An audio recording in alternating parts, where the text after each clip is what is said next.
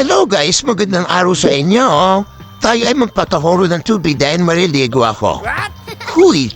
Charot lang guys, dahil tayo ngayon ay magluluto ng macaroni spaghetti. Gusto mo yun? Haha! So ayun nga guys, nagpakulo ako ng tubig at nilagyan ko rin ng asin at mantika at tinintay lang natin kumulo. At pagkulo guys, tsaba natin nilalagay itong ating elbow macaroni. Papakuluan lang natin to guys, siguro mga 3 to 5 minutes. Basta i-check nyo kasi mahilap na baka maging biko to. Haha, charot. Basta yun, basta i-check nyo, ganun. At ayan yan guys, after 5 minutes, galit na tong ating macaroni. Hinalo ko lang saglit, lalo na sa ilalim kasi baka may dumikit. Chinek ko lang tong ating macaroni kung pwede na, humarambot na. And tingin ko okay naman na siya. Patayin, chinek ko pa mo siya din na isang beses. And then okay naman na siya. Hinalo-halo ko lang yung ilalim dahil nga baka may demikit. Pwede na natin iset aside to at silain yung tubig. Oo nga pala guys, bago ang lahat. Yung mga gagamitin kong soul dito ay nandito rin sa bahay namin. Hindi na kami pumunta ng palengke para magdagdag pa. Kasi wala namang espesyal na handa at gusto naman namin mag-merienda.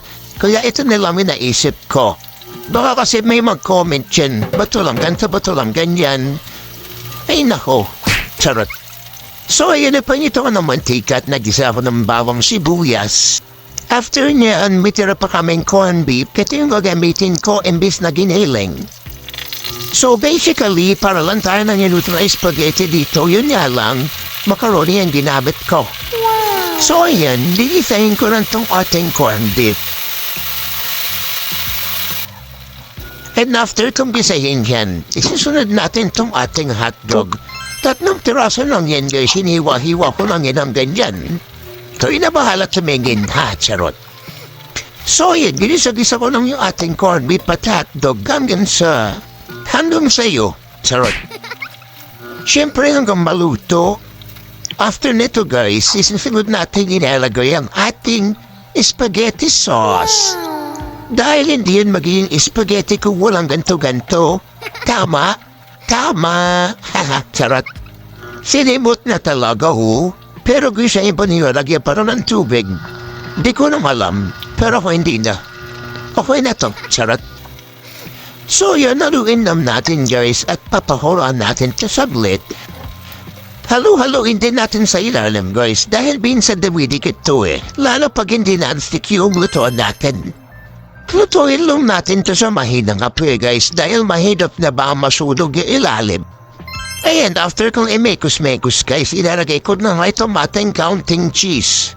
Kaunti lang natira sa rep kaya ayan na nilagay ko. At least may cheese diba? Charot. At ayan, minekos-mekos ko lang para humalo na yung cheese. Kumalat ka dun.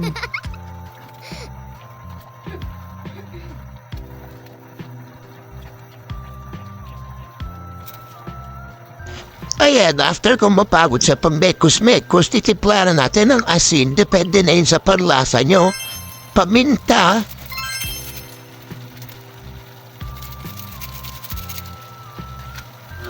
At nitong ating pampayamyam. Kaya naman, sarot.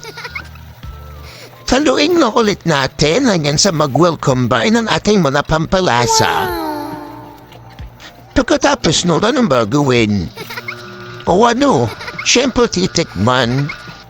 Titikman natin kung pasado ba sa ating panlasa. Natayun, pasado. O anong gagawin? Siyempre lalagyan mo muna yung macaroni dyan sa niluto mong sauce. Hindi ka kakain ng sauce lang, di ba ate? Haha, charot. So yun, after natin ilagay yung macaroni, hahalugin lang natin to hanggang malagyan ng sauce lahat na ating macaroni. Tapos pwede ko na bumili ng soft drinks habang hinahalo ko to. Go? Haha, charot. Hala, bakit nandiyan ka pa rin? Sabi ko bumili ka muna ng soft drinks habang hinahalo ko to. Haha, charot. So yun nga guys, after ko mahalo, anong gagawin? Okay na to. Ha, charot. At ayan naman, luto na ang ating macaroni spaghetti. Kain po tayo. Maraming salamat sa panonood. Bye-bye!